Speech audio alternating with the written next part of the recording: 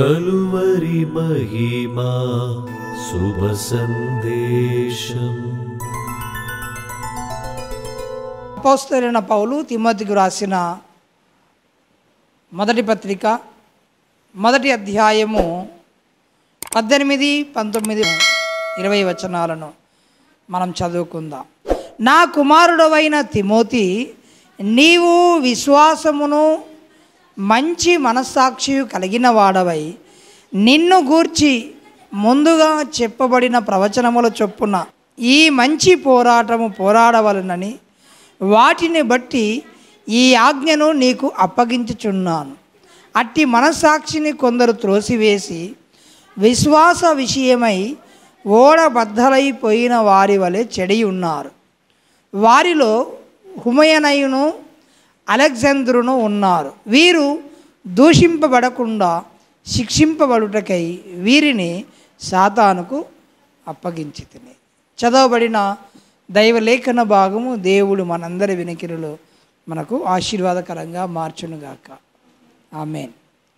ప్రభువునందు నాకు అత్యంత ప్రియమైన దేవుని బిడ్డలారా, అపోస్తలుడైన పౌలు భక్తుడు తన ఆత్మీయ కుమారుడైన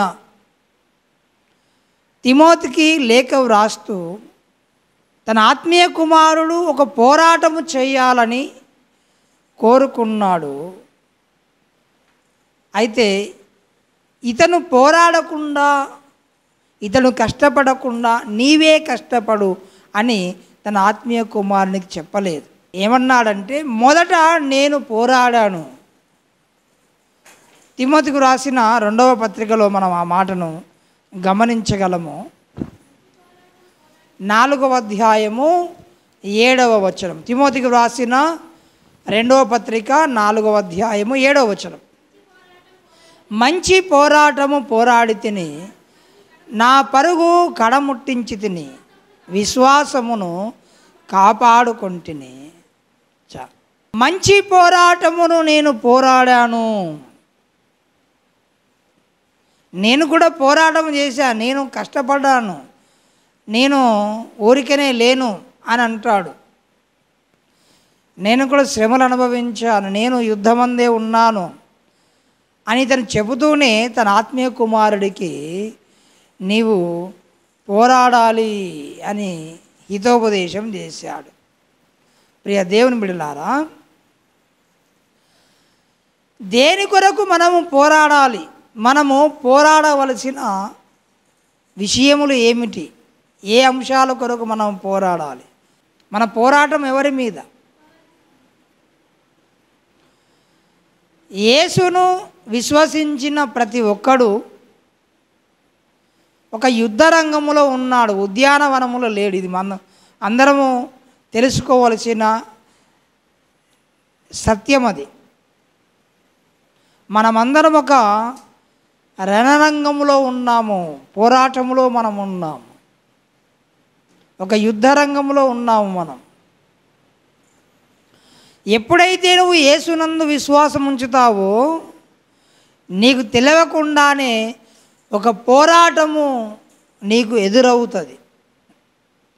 నువ్వు ఎప్పుడైతే రక్షణ పొందడానికి, ఎప్పుడైతే నీతిగా జీవించడానికి, పరిశుద్ధుడైన యేసయ్యను అనుసరించడానికి నువ్వు ఎప్పుడు తీర్మానం చేసుకుంటావో నీకప్పుడు ఒక పోరాటము ఎదురవుతుంది. నాకు ఒక్క పోరాటం కూడా లేదన్నా అని అన్నావంటే అర్థం ఏంటంటే అసలు నువ్వు విశ్వాసంలో లేవని అర్థం.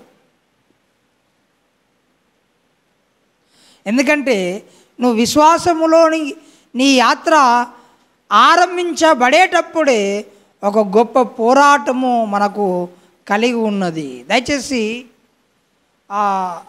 లూకా సువార్త 13వ అధ్యాయము 24వ వచనాన్ని కనుక మనం గమనిస్తే, ఆయన వారిని చూచి ఇరుకు ద్వారమున ప్రవేశింప పోరాడుడి.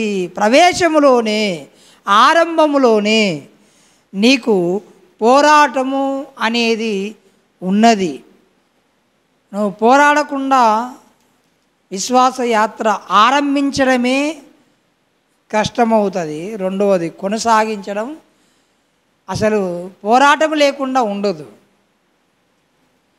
మెట్టుకు క్రైస్తవ జీవితము ఆరంభము నుండి అంతము వరకు కూడా మనము ఒక పోరాటాల మధ్యలోనే ఉంటుంది. పోరాడవలసింది మొదట సాతానుతో మనం పోరాడాలి. మనం అందరం, అది ఎవరు కాదనలేని సత్యము అది. ఎందుకంటే అపవాది మనకు ఏమై ఉన్నాడు? శత్రువు. అపవాది మనకు శత్రువు అయి ఉన్నాడు కనుక శత్రువుతో దోస్తాన్ చేస్తారా? ఏం చేస్తారు? శత్రువుతో దోస్తాన్ చేస్తే ఏమవుతుంది? నీకు ప్రాణహాని కలుగుతుంది. కనుక శత్రువుతో మనం ఏం చేయాలి? పోరాడాలి. చాలామంది ఏమనుకుంటున్నారంటే మనకు శత్రువు అపవాదన్న సంగతి మర్చిపోతాను. పోరాడుతున్నారు కానీ సైతాన్తో కాదు, సాటి సహోదరులతో పోరాడుతున్నాం. బైబిల్లో ఒక మాట ఈ రీతిగా రాయబడినది, ప్రతి వాని కత్తి వాని సహోదరుని మీదనే పడినట. ఖడ్గం ఉంది అంటే అర్థం ఏంటి? పోరాటంలో ఉన్నాడు. కానీ నీ ఖడ్గము దూయవలసింది ఎవరి మీద? నీ శత్రువు మీద. కానీ ఎక్కడ పడుతుంది అది? సహోదరుని మీదనే, సహోదరుల మీదనే. ఒకరినొకరు గాయపరచుకోడు. మనమందరము మన శత్రువు ఎవరో మనం గమనించి మనము పోరాడాలి. ఈరోజు ఆన్లైన్లో కనుక ఒకసారి మనం ఆలోచన చేస్తే ఒక్కని మీద ఒకడు విరుసుగబడతాను ఇట్లా, మళ్ళీ అందరు మనోళ్ళే. మనము పోరాడవలసింది దురాత్మల సమూహములతో, ఆకాశముందు తిరుగులాడుతున్న దురాత్మల సమూహములతో. ఎఫెసీయులకు రాసిన పత్రిక 6వ అధ్యాయము 12వ వచనం నుండి, ఏలయనగా ప్రధానులతోనూ అధికారులతోనూ ప్రస్తుత అంధకార సంబంధులకు లోకనాథులతోనూ ఆకాశమండలమందున్న దురాత్మల సమూహములతో, అది ఎవరితో పోరాడుచున్నాం మనం? దురాత్మల సమూహములతో పోరాడుచున్నాం. నేనెక్కడ పోరాడినా అనుకుంటావు. అసలు పోరాటము లేకుండా నువ్వు ఆత్మీయ యాత్ర అనేది నువ్వు సాగించలేవు. మనం మొదట అపవాదితో మనము పోరాడాలి. రెండవదిగా పాపముతో మనము పోరాడాలి. పాపముతో మనము సావాసం చెయ్యొద్దు. పాపముతో మనము పోరాడాలి. ఎంతవరకు అంటే రక్తము కారునంతగానంటాడు. దయచేసి హెబ్రీ రాసిన పత్రిక 12వ అధ్యాయము 4వ వచనం, మీరు పాపముతో పోరాడుటలో రక్తము కారునంతగా ఇంకా దానిని ఎదిరింపలేదు. దేంతో పోరాడమన్నాడు? మీరు పాపముతో పోరాడుటలో రక్తము కారునంతగా ఇంకా దానిని ఎదిరింపలే. అంటే పాపముతో పోరాటం చేయటం లేదట. రక్తము కారునంతగా దానిని ఇంక ఎదిరించడం లేదు. పాపముతో అపవాదితో దోస్తీ కట్టి ఇట్లాంటి ముచ్చట తయారైతే తెలుసా పాట? ఎంతమంది తెలుసు ఈ పాట? మొంగమూరి దేవదాసాయి గారు రాసిన పాట. ఎక్కడ చేసినట? దయ్యాల రాజు చేతిలో చెయ్యి వేసి వానితో ఏం చేసి చెట్టా పట్టా వేసుకొని చక్కగా తిరుగుతున్నాడట. అంటే విశ్వాస జీవితం అట్లా ఉంటుంది కొన్నిసార్లు. ఇక సైతానంతో దోస్తీ కడితే వాడు ఏం చేస్తాడు? మనల్ని చెయ్యరాని పనులన్నీ నీయందు భయభక్తులు లేని నిర్లజ్జా చిత్తమును బూని చేయరాని దుష్కర్మలు చేసిన వాడును దయ్యాల రాజు చేతిలో చేయి వేసి వాని పనులను చేయసాగి నేను ఇబ్బంగి చెడిపోతి నేను అయ్యయ్యో అని. ఆఖరికి తెలుసుకున్నాడు, అయ్యో నేను ఎంత చెడిపోయాను, ఇదేంటి ఇలా తయారైంది నా వ్యవహారము, నేను సైతాను చేతుల్లో చేయి వేసి తిరుగుతున్నాను, వాని పనులు చేయిస్తున్నాను నాతో అని, నేను ఇంత చెడిపోయానే అయ్యయ్యో అని మారు మనసు పొంది దేవుని వైపు తిరిగి రాసుకున్న పాట.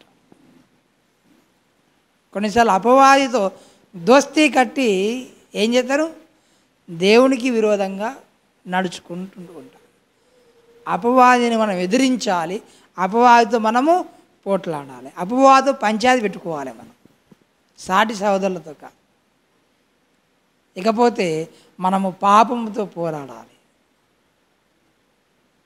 యెహోవా యందు భయభక్తులు కలిగి ఉండుటనగా చెడుతనమును అసహించుకొనుటయనే. నువ్వు అబద్ధమును అపవిత్రతను అసహించుకోకుంటే రేపు నీ ద్వారా కూడా అపవాది దాన్ని చేయిస్తాడు. ఇది మనమందరము గమనించవలసిన సత్యం. ఇది నువ్వు దేన్నైతే ద్వేషించడం మానేస్తావో దాన్ని రేపు అనుసరిస్తావు. అపవాది నిన్ను పాపములో పడేయాలంటే మొదట దాని మీద నీకున్నటువంటి ఏహభావమును అసహ్యతను చిన్నగా తొలగించేస్తాడు. ఆ తర్వాత నువ్వు ఈజీగా ఆ పని చేయగలుగుతావు. ఇది అపవాది తంత్రములు ఒకటి. నిన్ను అపవాది పాపములో పడవేయడానికి పాపమును డైరెక్ట్గా చేపియ్యడు. ఏదైతే పాపములో నిన్ను పడేయాలనుకున్నాడో ఆ పాపము మీద నీకు సానుభూతిని పుట్టిస్తాడు. ఆ తరువాతే సమయము అవకాశము వ్యక్తి దొరికినప్పుడు నీ ద్వారా కూడా అలాంటి పాపము చేయిస్తారు. దాని మీద అసహ్యత అనేది చిన్న చిన్నగా దూరం చేశారనుకోండి, ఇలాగా రేపైనా ఆ శోధనలో పడిపోవడానికి అవకాశం ఉంటుంది. అందుకొరకే విశ్వాసికి అవిశ్వాసికి పొత్తెక్కడిది అని అన్నాడు.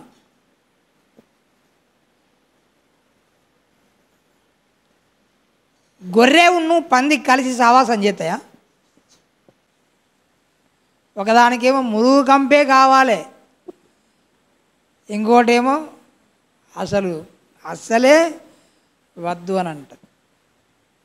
ఎవరైనా తీసుకుపోయి బలవంతంగా నెట్టేసిన ఒర్రుకుంటైనా దాని దగ్గర బయటకు వస్తుంది తప్ప అందులో ఆనందించదు. మనమందరం గమనించవలసిన విషయం, అపవాది నిన్ను పాపములో పడేయడం కంటే ముందు పాపము మీద చెడుతనము మీద నీకు ఉన్నటువంటి రోషమును అసహ్యతను ద్వేషమును తొలగించి నిన్ను సానుభూతిపరుడుగా మారుస్తాడు. ఇక ఇలాంటి సిచ్యువేషన్లో ఇలా చేయకపోతే ఏం చేస్తారు అనే కాడికి పట్టుకొస్తుంది నిన్ను. ఆ సిచ్యువేషన్ ఎలా ఉన్నా సరే ఇలా ఉండకూడదు అని నువ్వు నిక్కచ్చిగా ఉన్నావు అనుకో, అపవాది నిన్ను పడేయలేడు అంత తొందరగా. ఇప్పుడు వచ్చే సినిమాలు, ఇప్పుడు వచ్చే సీరియల్స్, ఇప్పుడు రాసే కథలు అన్నీ కూడా ఇగో అక్కడికే తీసుకుపోతాయి అన్నట్టు. పాపము మీద నీకు ప్రేమ కలిగేలాగా, సానుభూతి కలిగేలాగా. ఇక ఇలాంటి పరిస్థితులలో ఈ అమ్మాయి లేక ఈ అబ్బాయి ఇలా చేయకపోతే ఎలా చేస్తాడు? అలా ఆ టైంలో అలా చేయడమే కరెక్టు అనే కాడికి తీసుకొస్తాడు అన్నట్టు. అందుకొరకే ప్రతి విశ్వాసి ఏం చేయాలి? అపవాదితో పోరాడమే కాదు, పాపముతో కూడా పోరాడాలి. ఆ పోరాటములో నీకు రక్తము కారునంతగా, అనగా ఒక మహా సంగ్రామము లాంటి, యుద్ధము లాంటి పరిస్థితి వచ్చిన నువ్వు రాజీ పడవద్దనేది దేవుడు మనకిస్తున్న మరి హెచ్చరిక. ఎట్ ద సేమ్ టైం ప్రతి క్రైస్తవుడు అంతము వరకు ఒక పోరాటం చేయాలండి. ఏం పోరాటం చేయాలి తెలుసా? మనకు ఉన్నటువంటి విశ్వాసమును కాపాడుకోవాలి. ఓడ మీద ఎంతమంది ప్రయాణం చేశారు? ఓడ ఎక్కడ నడుస్తుంది? నీళ్ళ మీద. ఎక్కడ? నీళ్ళ మీద. నీళ్ళ మీదనే ఉంటుంది, కానీ నీళ్ళకు దానికి పడదు తెలుసా? నీళ్ళ మీదనే ఉంటుంది కానీ నీళ్ళకు దానికి పడదు. నీళ్ళతోని అనుబంధము చేసిందనుకోండి, సావాసం చేసిందనుకోండి, ఏమవుతుంది ఓడ? అది నువ్వు అటు నేను ఇటు ఉంటే ఎట్లా కుదురుతుందమ్మా, దా ఇద్దరం కలిసి ఉందా అని అన్నదనుకో, ఓడ ఏమవుతుంది? ఈ ఓడ పోయి నీళ్ళల్లో మునిగిపోతుంది. ఓడ మునిగిపోవాలి అని అంటే ఓడలోనికి నీళ్ళు వస్తే చాలుగా ఓడ పని అయిపోయినట్టే. విశ్వాస యాత్ర కూడా నీటి మీద నడిచే ఓడ లాంటిదే. నీటి మీద నడిచే ఓడ లాంటిదే విశ్వాస యాత్ర కూడా. ఈ యాత్రలో నువ్వు గనక ఆ ఓడ బద్దలైనట్టుగా నీ విశ్వాసము నుండి నువ్వు తొలగిపోతే ఏమవుతావు? లోకములో ఇక, పాపములో ఇక, అపవాది శక్తులతో ఇక మునిగిపోతావు. ఎందుకొరకు పోరాటం చేయమంటున్నాడు తెలుసా? చదవండి. 1 తిమోతి పత్రిక 1వ అధ్యాయము 18-19 వచనాలు. నా కుమారుడవైన తిమోతి, నీవు విశ్వాసమును మంచి మనస్సాక్షియు కలిగిన వాడవై నిన్ను గూర్చి ముందుగా చెప్పబడిన ప్రవచనముల చొప్పున ఈ మంచి పోరాటం పోరాడవలనని వాటిని బట్టి ఈ ఆజ్ఞను నీకు అప్పగించుచున్నా. అట్టి మనస్సాక్షిని కొందరు త్రోసివేసి విశ్వాస విషయమై ఓడ బద్దలైపోయిన వారి వలె చెడి ఉన్నారు. విశ్వాసం అనే ఓడ ఏమైందట? బద్దలైపోయింది. అంటే లోపలికి ఏమొచ్చేసాయి? లోకం వచ్చేసింది. విశ్వాసిలోనికి అపవాది దూరాడు, విశ్వాసిలోనికి లోకము ప్రవేశించింది. సరి చేసుకోలేదు, మొత్తము మునిగిపోయాడు, ఇక నిండిపోయాడు, ఆ తర్వాత మునిగిపోయాడు. దీంట్లో కొంతమంది ఉన్నారట, వారిలో హుమయనయును అలెగ్జాంద్రును ఉన్నారు అని అంటారు. అప్పుడు పౌలు కాలంలో వాళ్ళు కొంతమంది విశ్వాస భ్రష్టులైపోయారు.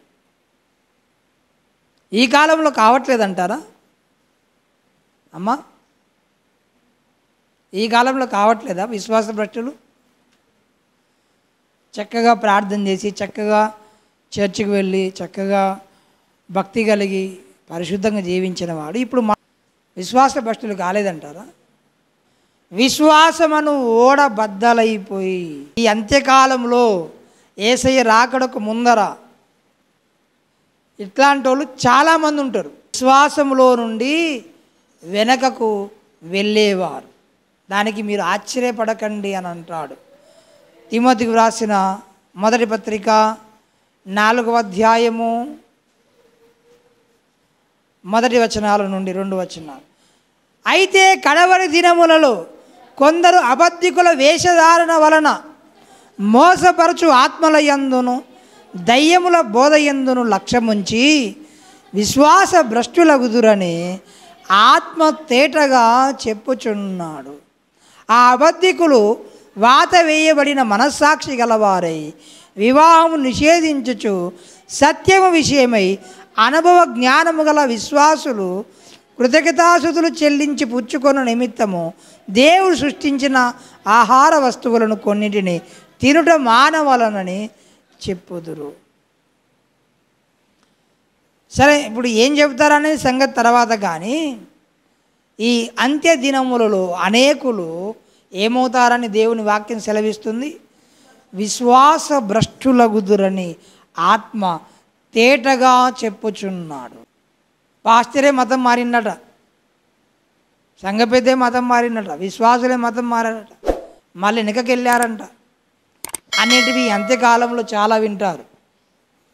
మీరు ఆశ్చర్యపడకండి, దేవుడు ముందే చెప్పేశాడు. కడవరి కాలం, చిన్న రంధ్రం పడి నీళ్ళు వస్తా అంటే ఏం చేయాలి? జాగ్రత్త పడాలి. ఏంటిది నాలోనికి లోకపు పాపపు ఆలోచనలు వస్తున్నాయి, నేను నా విశ్వాసమును కాపాడుకోవాలని నువ్వు జాగ్రత్త పడాలి. ఒకటే మాట చెప్పి ముగించేస్తాను నేను ఇక. దేవుడు నీకు ఇచ్చిన రక్షణ, దేవుడు నీకు ఇచ్చిన విశ్వాసము, దేవుడు నీకు ఇచ్చిన పరిశుద్ధత నీవు కాపాడుకున్నంత కాలమే నీకుంటుంది. నువ్వు నిర్లక్ష్యం చేస్తే నీకు దూరం అయిపోతుంది. నువ్వు అజాగ్రత్తగా ఉంటే నీకు దూరం అయిపోతుంది. పాటుగా ఉంటే నీలో నుండి వెళ్ళిపోతుంది. అందుకొరకే క్రైస్తవులు ఎక్కువగా పరిశుద్ధుల సహవాసములోనే ఉండడానికి ప్రయత్నం చేయాలి. ప్రార్థనలో ఎక్కువ ఉండడానికి ప్రయత్నం చేయాలి. సహవాస కొడుకులకు రమ్మని ఒట్టిగా ఊరికే కాదు. నువ్వు రాకపోతే ఏమైతే తెలుసా, నీలోని మంట అనేది చల్లారిపోయి ఏదైనా ఒకటే లేదు, దేవుడు ఎక్కడ ఉన్నా దేవుడే అనే మనసు వచ్చేస్తుంది. ఎవరిని చూడాలి? యేసయ్యను చూడాలి మనం. హల్లెలూయా. ఎవరిని చూడాలి? శిలువలో నీ కొరకు ప్రాణ త్యాగము చేసిన యేసు వైపు చూడాలి. ఎందుకంటే విశ్వాసమునకు కర్త, దానిని కొనసాగించువాడు. విశ్వాసులకు తండ్రి అని ఎవరికి పేరు? అబ్రహాము. అబ్రహాముకు విశ్వాసము కలగజేసిందే యేసయ్య. హల్లెలూయా. అందరిలో విశ్వాసం పుట్టించిన వాడే యేసయ్య. కనుక నాలో కూడా అట్టి విశ్వాసమును కలగజేయమని మనం అందరం అడగాలి దేవుణ్ణి. దేవుడు మనకిచ్చిన విశ్వాసమును కూడా మనం ఏం చేయాలి? అంతము వరకు కాపాడుకోవాలి. విశ్వాసమును కాపాడుకోవడం అనేది మామూలు విషయం కాదు, అదొక పోరాటంతో కూడినటువంటి విషయం. నీ జీవితంలో నీవు అనుకోనని సంఘటనలు జరుగుతాయి. నీ జీవితంలో నీకెన్నో గాయాలు ఎదురవుతాయి. అయినా నీ విశ్వాసమును నీవు వదిలిపెట్టవద్దు. నిన్నగాక మొన్న సువార్త ప్రకటిస్తున్న సహోదరులను కొంతమంది ఇష్టం వచ్చినట్టుగా కొట్టారు. విశ్వాసం కొరకు వారు ప్రయాసపడుతుంటే కొట్టారు. అయినా వారు సువార్త చెప్పడం మానలేదు. మరి నేను ఎవడు కొట్టాడు? ఎవరు తిట్టారు? కానీ యేసయ్య మీద అలుగుతాం మనం. నేను అడిగింది ఇయ్యలే నువ్వు, అరే ఇస్తే నువ్వు నా కాడ ఉండవురా అని దేవుడు అంటాడు. హల్లెలూయా. ఇస్తే కోట్ల రూపాయలు కావాలని ఉన్నది అందరికీ, ఇచ్చేటప్పుడు ఇస్తాడు దేవుడు. కానీ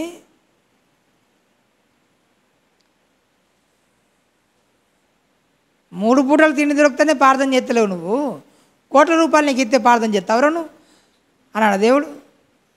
చెప్పండి. మూడు పూటలు తినడానికి తిండి దొరికితేనే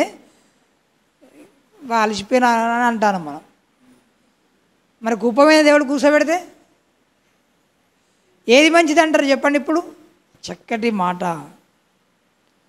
మోషే భక్తుని ద్వారా దేవుడు పలికింపజేశాడు. మోషే పెద్దవాడైనప్పుడు ఐగుప్తు ధనము కంటే ఏం కోరుకున్నాడట?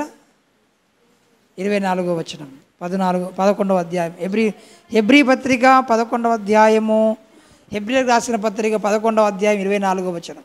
మోషే పెద్దవాడైనప్పుడు విశ్వాసమును బట్టి ఐగుప్తు ధనము కంటే క్రీస్తు విషయమైన నిన్న గొప్ప భాగ్యమును ఎంచుకొని అల్పకాలము పాపభోగము అనుభవించుకున్నట్టు కంటే దేవుని ప్రజలతో శ్రమ అనుభవించుట మేలని యోచించి ఫరో కుమార్తె యొక్క కుమారుని అనిపించుకున్నటకు ఒప్పుకొనలేదు.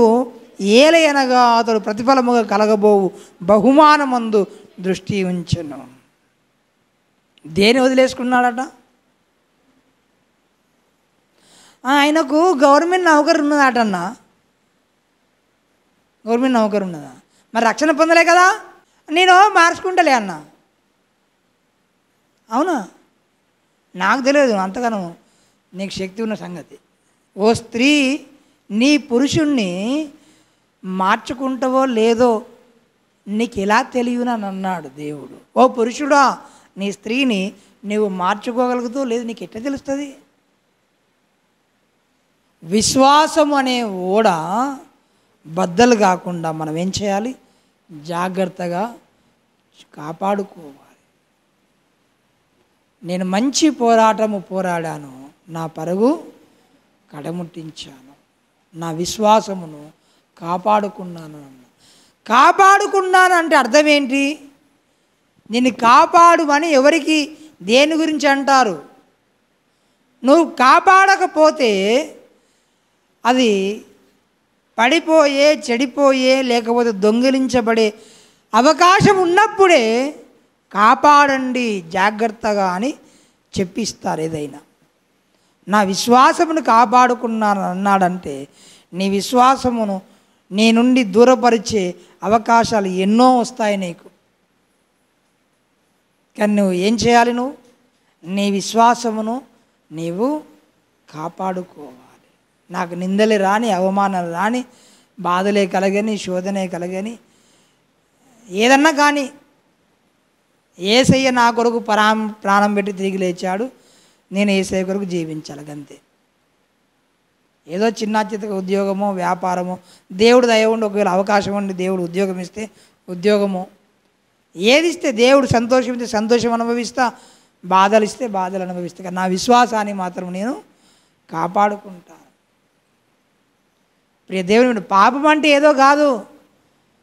పాపం అంటే చెడు తిరుగుళ్ళు తిరగడము, పాపం అంటే ఏదో సినిమాలు షికార్లు ఇదే అనుకుంటున్నాడు. సరి అయిన విశ్వాసం లేకపోవడం కూడా పాపమే.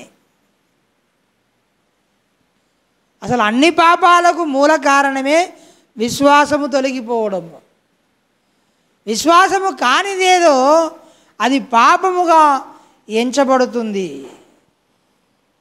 దేవుని వాక్యము తేటగా చెబుతున్న విషయం ఏంటంటే, అంతము వరకు మన విశ్వాసమును కాపాడుకోవడం కొరకు మనం ఏం చేయాలి? పోరాడాలి. క్రైస్తవుడిగా మనము రక్షణ కొరకు పోరాడాలి. రక్షణ రాగానే మనకు విరోధంగా బారులు తీరిన సైన్యము ఒకటి ఉన్నది. ఎవరది?